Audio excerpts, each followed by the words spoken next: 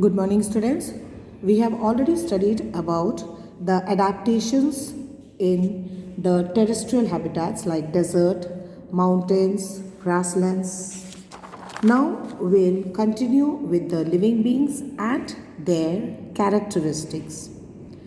You all know, children, that our surrounding consists of many things. Some are living and some are non-living. There are some characteristics which are shown by living beings, as well as there may be some characteristics which are shown by the non-living things. Now today we will study the characteristics of all the living beings. The first characteristic of all living beings is that all living things need food. Every organism needs food. Why? So that they can get energy from that food. And plants, you all have studied that plants make their own food through the process of photosynthesis, and all the animals are dependent on plants or other animals for their food so that they can get energy and they can grow. The second characteristic is that living beings grow. All living beings grow up to a certain size. You have earlier studied that how a seed develops into a plant and then it develops into a tree. When you all were born, you all were so small, tiny babies, isn't it? But now you all have grown bigger, and after a few years you will become adults. So every organism shows different kind of growth pattern. For example, a butterfly lays eggs, and then these eggs grow into the caterpillar turns into larva, and then the larva turns into a young butterfly, and then it will grow into an adult butterfly. So this is the whole life process of a butterfly. So every organism, that is whether it is the human being or it is an animal or whether it is a plant, every living organism shows growth. Then the next characteristic is that living beings respire. All living beings need air to breathe, and they have different organs for the same. You all have studied that different organs are present. For example, some animals, they breathe through nose. Fishes, they breathe through the gills. Some animals like the earthworm, they breathe through their skin. Then blowholes. Whales, dolphins, they breathe through the blowholes. So every organism needs to respire or breathe air. So the oxygen taken in from air helps the body to break down the food to release energy, and this process is called as respiration. So every organism respires. And what is respiration? The oxygen helps to break down the food. Whatever food that we are eating is broken down in the presence of oxygen, and this process is called as respiration. In plants, you have studied that the exchange of gases takes place through the leaves or the stomata. So oxygen of the air is taken in and carbon dioxide is released during respiration.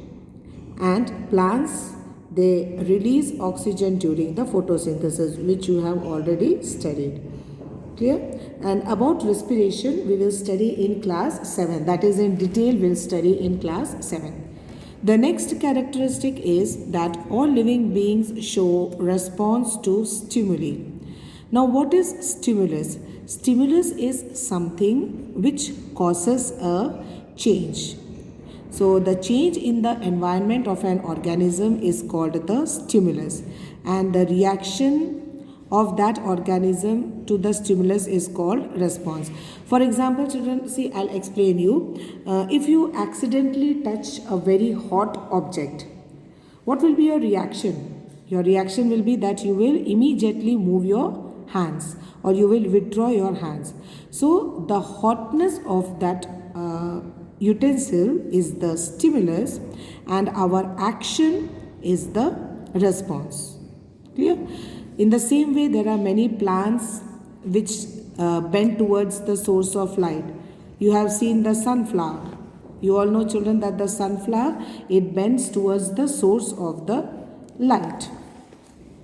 Then the many roots of many plants, they go deep into the earth in search of water. There are some flowers which bloom only at night.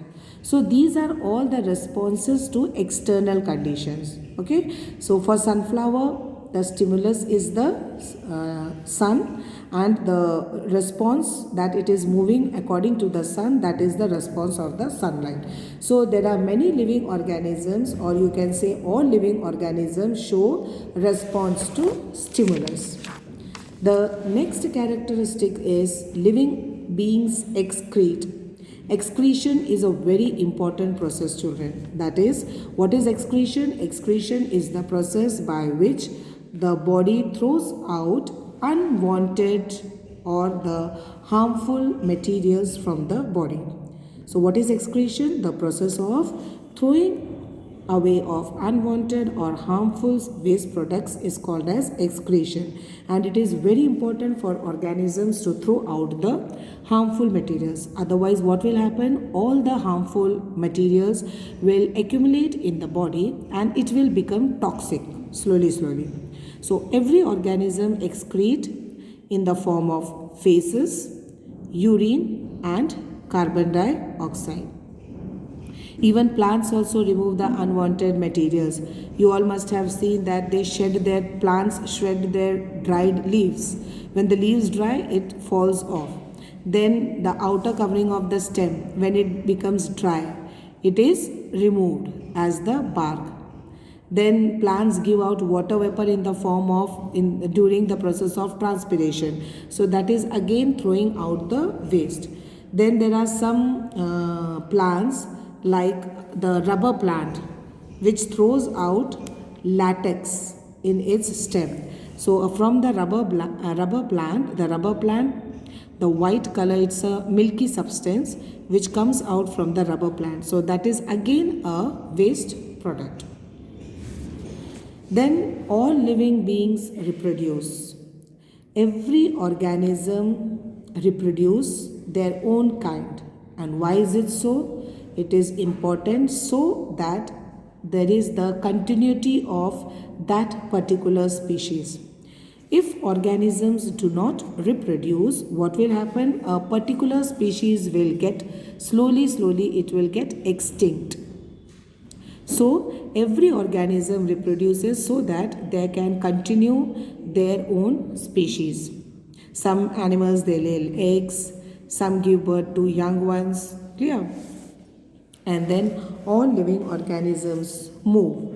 You all know that every living organism move. We move from one place to another place. Animals move from one place to another place. Why? Animal moves in search of food, shelter, everything. Then organisms move. There are internal movements also, like the transport of water, mineral, food, which takes place inside. Okay, so all living organisms move. And the final characteristic of all living organisms is that every living being die. So that means after completing the life cycle, every organism, they die. Some have a lifespan of few seconds, some live for hundreds of years. So, but every organism which has taken birth will die. So, there are many non-living things in this world which show few of the characteristic of living beings. But we call something alive only if they show the characteristic of living organisms. So, I hope, children, that the characteristic of living organisms is clear to all of you. So, we have completed with the chapter. Please complete all the question answers and the exercises which I have sent to you. Thank you, children.